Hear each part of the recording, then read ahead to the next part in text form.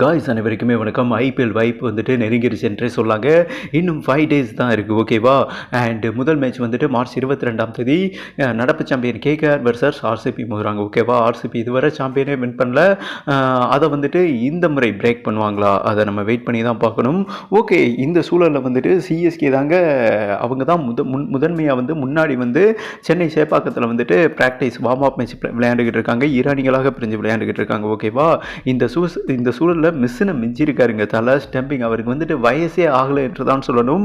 அதாவது இந்த சீரீஸ் ஆரம்பிக்கிறதுக்கு முன்னாடி, ஐபிஎல் லீக் ஆரம்பிக்கிறதுக்கு முன்னாடி ருத்து தான் நான் கீப்பர் பண்ணுறேன் அந்த மாதிரி மென்ஷன் பண்ணியிருந்தார். தோனி வந்துட்டு ஏன்னா குனிஞ்சு நிமிர முடியாது, 42 ஏஜ் ஆயிடுச்சா, குனிஞ்சு நிமிந்தோம்னு வைங்களேன் டெஃபினட்டாக வந்துட்டு பாடி பெயின் ஆகும். அண்ட் ஆல்ரெடி பார்த்தீங்கன்னா அவருக்கு காலில் ஒரு சர்ஜரி, மினி சர்ஜரி செய்யப்பட்டிருக்கு, ஓகேவா? அதனால் வந்துட்டு நான் ஃபீல்டராக இருக்கேன், மேலாப்பில் இருந்து அப்படியே வழி நடத்துகிறேன்னு மென்ஷன் பண்ணியிருந்தாருங்க. அதனால தான் டொமஸ்டிக் லெவலில் அண்ட் இந்திய டீம் கேப்டனாகவும் ருத்ராஜ் கெய்க்வாட் தான் இருக்காரு. முழுக்க பார்த்தீங்கன்னா இவர் தான் கீப்பர் பண்ணார்.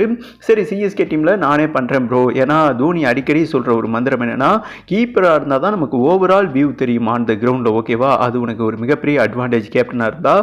அதனால தான் நான் சர்வே பண்ண முடிஞ்சதுன்னு எம்எஸ் தோனி இவர்கிட்ட அட்வைஸ் கொடுக்க போய் தான் அவர் அந்த கீப்பர் பணியை வந்துட்டு லேண்ட் பண்ணி இப்போ சூப்பராக கீப்பர் பண்ணுறாரு.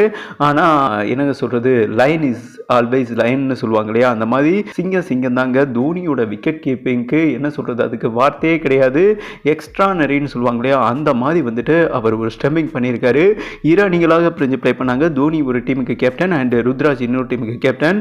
ருத்ராஜ் வந்தாருங்க, அஸ்வின் வந்து அப்படி ஏமாற்றி போடுவார் இல்லையா, இறங்கி வந்தார், அப்படியே ஆஃபில் கொஞ்சம் ஒய்டாக தள்ளி போட்டார். அப்படி பிடிச்ச வேகம் தாங்க, என்ன நடந்ததுன்னே தெரியல. இத்தனைக்கும் அவர் காலை வைக்க போகிற ஒரு வித்தன் செகண்டில், பின்னாடி அந்த காலை அப்படி வைக்க போகிற வித்தன் செகண்டில் வந்துட்டு ஸ்டம்பில் இப்படி வாங்கி அப்படி அடிச்சாருங்க. அதாவது இவர் ஸ்டம்பிங் பண்ண வேகத்தை வந்துட்டு ஒரு மிஷின் கால்குலேட் பண்ணும் இல்லையா, 0.00 செகண்ட்ல வந்துட்டு அப்படி ஒரு ஸ்டம்பிங்கை பண்ணியிருக்காரு. இதுவரை உலகத்தில் வந்துட்டு இப்படி ஒரு ஸ்பீடில் ஸ்டம்பிங் பண்ணதில்லை. தோனி தான் அந்த மாதிரி பண்ணியிருக்காரு.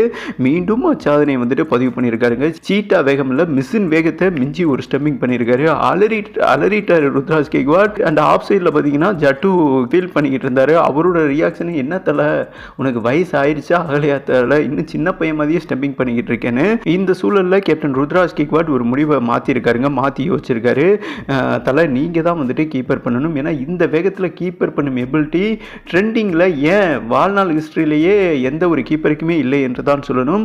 நீங்களே கீப்பர் பண்ணுங்க ப்ரோ, நீங்களே கேப்டனாகவும் இருங்க ப்ரோன்னு நம்ம ருத்ராஜ் கெய்க்வாட் பார்த்தீங்கன்னா நான் வந்துட்டு கீப்பர் பண்ணலை, நீங்கள் தான் பண்ணுங்கன்னு மென்ஷன் பண்ணியிருக்காருங்க.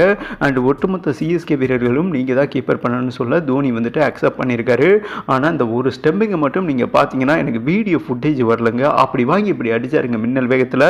அதாவது எல்லாருக்குமே நல்லா நோட் பண்ணணும், தோனிக்கும் மற்ற கீப்பருக்கும் இருக்கிற வித்தியாசம் என்னென்னா, இப்போ ஒரு பேட்ஸ்மேன் பந்தை மிஸ் பண்ணுறாங்கன்னா கையை, அந்த க்ளோஸ் கை இருக்குது பார்த்தீங்களா, அது கொஞ்சம் பின்னாடி போயிட்டு அதுக்கப்புறம் ஃப்ரண்ட்டுக்கு வரும். இவர் எப்படின்னா அப்படி பேக் வராதுங்க, அப்படி பிடிச்சி இப்படி அடிச்சிருவார். ஓகே, அதுதான் தோனி கிட்ட இருக்கிற ஒரு மிகப்பெரிய ஸ்பெஷல், ஒரு மேஜிக் என்றே சொல்லலாம்.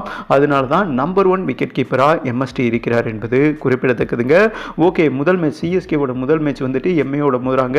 எம்ஏயை பொம்மையாக்கி பிரம்மாண்டமாக சிஎஸ்கே வின் பண்ணுவாங்களா? உங்களோட கருத்தை போட்டு விடுங்க. சேம் டைம் தோனி கீப்பராக பண்ணுறது பெட்டரா, இல்லை ருத்ராஜ் கெய்க்வாட் ஒரு கேப்டனாக இருக்காரு, அவர் கீப்பராக செயல்படுறது அந்த ஓவரால் வியூவுக்கு வந்துட்டு அடாப்டாக இருக்குமா? உங்களோட கருத்தை போட்டு விடுங்கன்னு சொல்லிட்டு வீடியோவை கம்ப்ளீட் பண்ணுறேன்.